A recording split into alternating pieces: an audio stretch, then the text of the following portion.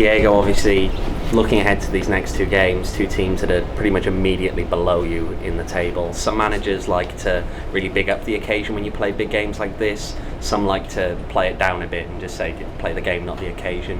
Where are you striking that balance? No, I think that these are important games for us. We know as a team, we're gonna go one game at a time. San Antonio first is 6 pointers. We know Orange County will be too. So I think that the team knows the importance of those games. What did you think about the goalkeeping on the other side last week? It seems like you guys had a lot of great chances post crossbars. Are you happy with the chances even though they didn't convert?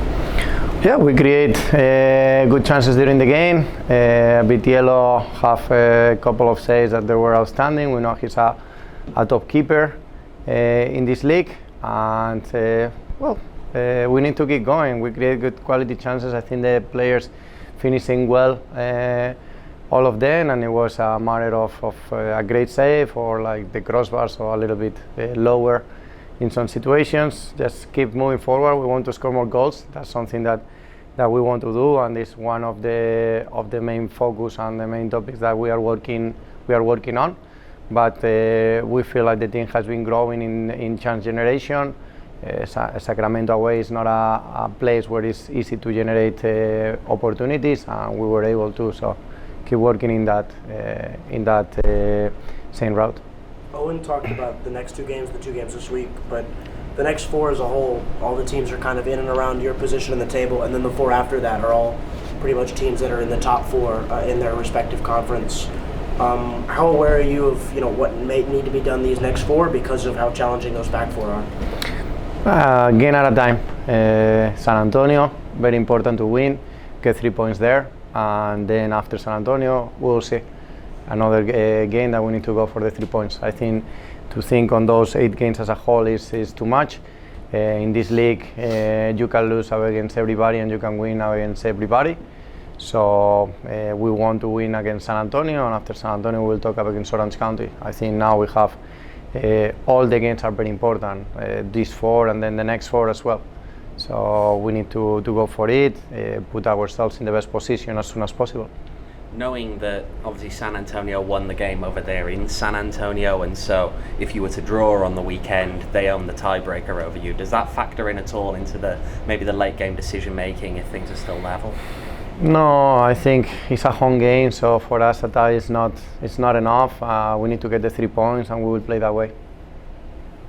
Set pieces was a big thing in that San Antonio. Aguadillo kind of controlled a lot of it through the air, at least attacking-wise for San Antonio. It's something you've praised defensively, and you look at that in a game like that where it probably is going to be very tight. Are you any closer to what you talked about last week with figuring out with the new players coming in where you always set pieces both offensively and defensively? Yeah, I think defensively we continue to belong. We are second best team of the league statistically. And then offensively, I think against San Antonio, against Sacramento, we were a little bit better. We had a little bit better chances from the chances of Pape comes from a corner kick also. So we hope to keep building up on that, to be more dangerous in offensive set pieces. And then we know it's going to be a very close game. San Antonio, especially in the last games, they have been very, very tight, very compact, games with very low score results. So it's going to be a difficult game, difficult opponent that is in a good moment. Always San Antonio is difficult, but when you get them in a good moment, even more. So every aspect of the game is going to be important. At the same time, defensively, obviously those 2 goals you conceded in the last game. How have the conversations this week gone about how you conceded those goals and how you can fix that in future? It's something that we talked this week. The throw-ins, how important they are. There are big number of throw-ins happening in the game, and from the last 6 goals, 5 starting in a throw-in, and originated from a throw-in, and then of course there is a play. But so we talk how important it is to defend the first action on the throw-in, and then the action on inside the box. We knew the danger. Gord put 2 very good crosses, but we felt like we should have done a little bit more in those situations. We talk about it, and we hope to fix it for the next game. How big a loss is it to have Ale pick up the yellow card and the accumulation suspension? Ale has been playing at a great level, so obviously it's a loss for the team, but at the same time we have Mo that is another very good player. We have JP also that can play there and has performed at a very good level. So as big of we feel that Ale is a loss, but we feel very confident with the players that we have coming in. So are you likely to fit one of those players in as kind of a like for like then? Yeah, it's gonna be Mo or JP feeling for Ale. Coach Gómez. Quiero hablar sobre la semana que viene contra San Antonio FC. Va a ser noche de herencia de hispanos. Quiero que me agregue unos comentarios sobre la comunidad de hispanos y el apoyo que tiene con este club. Hombre, Phoenix es una ciudad donde tiene una población latina muy importante. Todas las semanas vemos un montón de fans que hablan español. Entonces para nosotros también dentro del equipo tenemos un montón de jugadores de diferentes países latinos, con lo cual es evidentemente algo que nos identifica, que identifica el club, que identifica el vestuario que tenemos. Entonces muy orgullosos de ser partícipes también. Coach, one of your first games when you came in as head coach was against San Antonio FC back in July. What are some of the takeaways from that game that you're going to put towards this one on Saturday? For us, one of the takeaways will be, as well we talked before, set pieces, how dangerous they are in set pieces, and also how aggressive they are on the press in some situations. How can we get out of that press that they have? It's something that we learn against them, and I think that are going to be important that we do better or we fix moving forward for this game. And are there any certain key players that you're really focusing on in practices this week ahead of the match on Saturday? For San Antonio? Oh no, for Phoenix Rising. For Phoenix Rising? Yeah, I think everybody is a key player. Everybody on the roster is a key player. We are very happy with the team, and I think it's going to take a team effort to beat San Antonio, not only one player. So I think we are in a good spot. Everybody of the team is performing well, so happy in that sense. With Mo and JP, where are they at in terms of your confidence level and their fitness? JP's played 14 minutes in the last 3 matches. Mo's played just 35 since that San Antonio game in July. They are fully fit. We feel comfortable. JP has been free of injury the whole season, so he has been playing more or less as coach's decision, but he has been fully fit. So when he has needed to play 90, he has played 90, no problem. When he came in North Carolina, that he has came from playing very little in the cup, and he played 120. So no concern. And for Mo, the same thing. Mo has an incredible in that capacity, so he's free from the injury for almost a month right now, so he's going to be good. Where are other players at in terms of fitness at the moment? We still have the same situation with last week, where Fede is very close, but is a doubt for this game, and John that has something more long term, as we talked last week, and everybody else is feeling good. Realistically then, is John going to come back this season at all? John, we hope that he can come back, but it's to be determined. It's a situation where we don't have a clear prognostic. We don't have a clear prognostic from the doctors on when he will be able to come back and be ready to play. It's something that he has been carried for the season, and we are positive because we want to be positive and hope that he's able to come back, and he is great, but we don't have a clear timeline. It seems like the team has struggled a little bit when they give up the first goal in the game. Is there anything that's maybe attributed to that? And maybe what do you need to do to maybe claw back in some games if you do give up that first goal? I would say that against Sacramento the team reacted very well.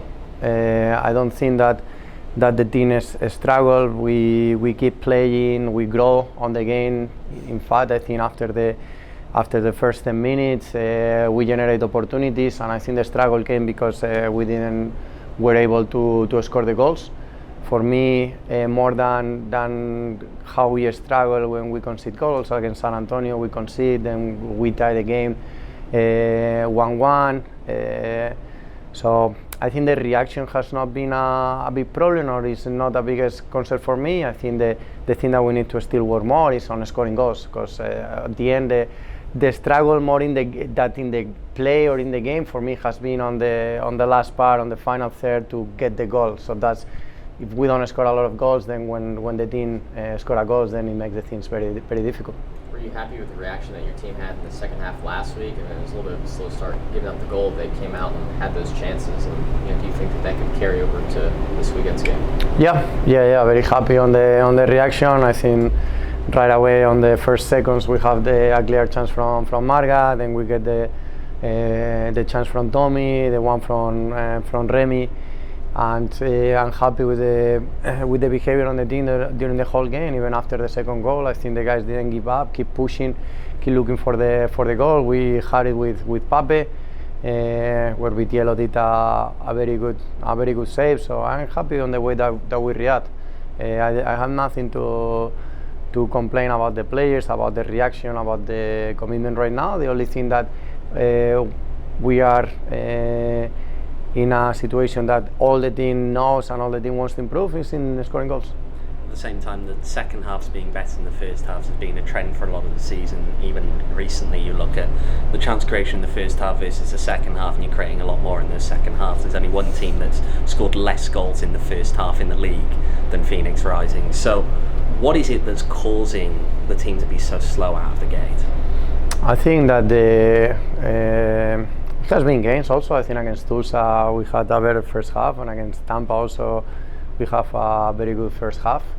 But also at the same time, in the way we play, where we move opponents, we control the game. Whenever they have plenty of energy at the beginning of the games, it's more difficult to break them down, and there is less spaces. Whenever they start getting tired, the spaces open up. So I think it's a normal trend, and that you can see in many teams that play this style of play. Similar to the earlier question, but just in English, obviously with it being Hispanic Heritage Night, how special is it for you personally and the team? Of course, Hispanic like yourself, you're a Spaniard, and having multiple Hispanic players in the squad, how special is that night for you? No, it's a special night. As I said before in Spanish, we know like there is a lot of Phoenix fans that they have that heritage, and that we feel that support. We know that the connection that the team has with the community, and especially in the group that we have multiple players that have that heritage. We have players from Venezuela, from Colombia, from Argentina, myself that I am from Spain. So we feel like Mexico also. We have a lot of people that is in this Latino and Spanish speaking community, and to have the Heritage Day on an important game also, I think it's special for us, and we are going to try to show it on the field. Obviously, a week from today, you're going to be coming up against a team coached by Danny Stone. Have you been in touch with him at all since he's taken that interim role over in Orange County? Yeah, we have been talking when he got the interim role, when he got the head coach role. We will probably have something together, dinner, a breakfast, or whatever as the staff, as we keep talking with him. And I just say it's a game that is going to be nice in the personal terms, and I hope that after the game he feels disappointed.